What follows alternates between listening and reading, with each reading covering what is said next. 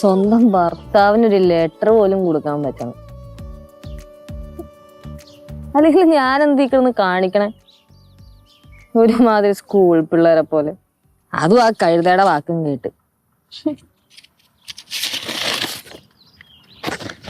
പ്രേമലേഖനം, മാങ്ങാത്തൊലി.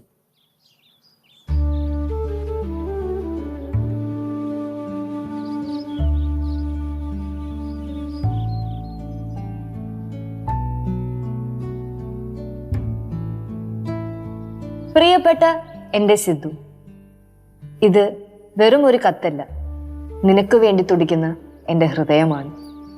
നിന്നിലേക്ക് മാത്രം യാത്ര ചെയ്യുന്ന എൻ്റെ ആത്മാവിനെ പേറുന്ന വാക്കുകളാണ് ഈ കത്ത് നിറയെ. നീ ദുബായിൽ നിന്നും വരുന്നു എന്നറിഞ്ഞ നിമിഷം തൊട്ട് കടൽ ദിശ അറിയാതെ ഒഴുകുന്ന കപ്പൽ പോലെയായിരുന്നു ഞാൻ. എന്ത് ചെയ്യണമെന്നറിയില്ല, എന്ത് പറയണമെന്നറിയില്ല. നിന്നെ കാണുമ്പോൾ എങ്ങനെ സംസാരിച്ചു തുടങ്ങണം എന്നറിയില്ല. ഇപ്പോഴും എനിക്ക് ആ സന്തോഷത്തെ എങ്ങനെ മറികടക്കണം എന്നറിയില്ല.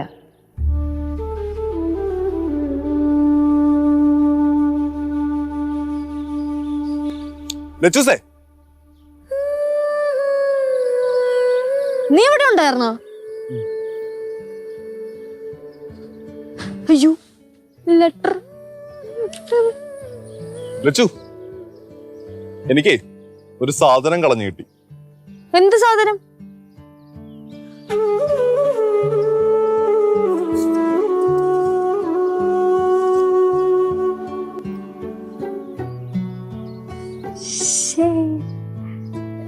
നീ അത് വായിച്ചോ? വായിച്ചു.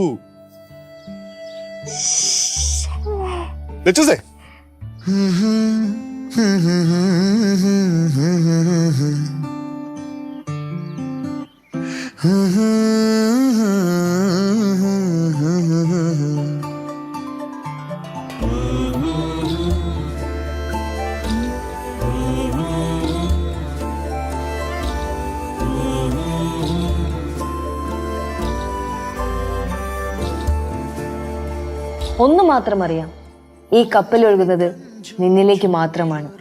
നീ എന്ന കപ്പൽ ചുഴിയിലേക്ക് മാത്രമാണ്. പ്രണയത്തിൽ കാത്തിരിപ്പിന്റെ വേദന എത്രമാത്രമാണെന്ന് നിനക്കറിയുമോ സിദ്ധു? കടന്നു പോകുന്ന നിമിഷങ്ങൾ എണ്ണി പ്രണയത്തിന്റെ പേമാരിയിൽ നനഞ്ഞു കുതിർന്നിങ്ങനെ നിൽക്കുന്നു. ഇവൾ എനിക്കെന്തേ പ്രിയങ്കരി, ഓ നെഞ്ചിൽ ഞാൻ ചേർക്കും പ്രിയങ്കരി. പുഞ്ചിരി തഞ്ചും ചുണ്ടിലൊരോമൽ കൊഞ്ചൽ കുളിര്, കനവിലൊരോമൽ കുളിര്. ഇന്നലെയോളം കേട്ടില്ല ഞാൻ ഈ പൂന്തേൻ ചിന്ത്. ഇവൾ എനിക്കെന്തേ പ്രിയങ്കരി, ഓ നെഞ്ചിൽ ഞാൻ ചേർക്കും പ്രിയങ്കരി.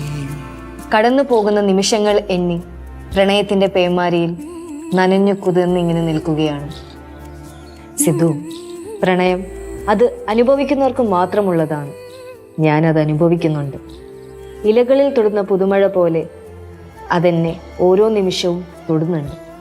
നീ അതറിയുന്നുണ്ടെന്ന് എനിക്കറിയാം, പക്ഷേ മതിയാവുന്നില്ല സിദ്ധു. ഇനിയും ഒരുപാട് പറയാനുണ്ട്, ഇനിയും ഒരുപാട് കേൾക്കാനുണ്ട്, ഇനിയും ഒരുപാട് ഋതുക്കൾ നമ്മളെ കടന്നു പോകാനുണ്ട്. പ്രണയം അങ്ങനെയൊന്നും മതിയാവില്ല സിദ്ധു.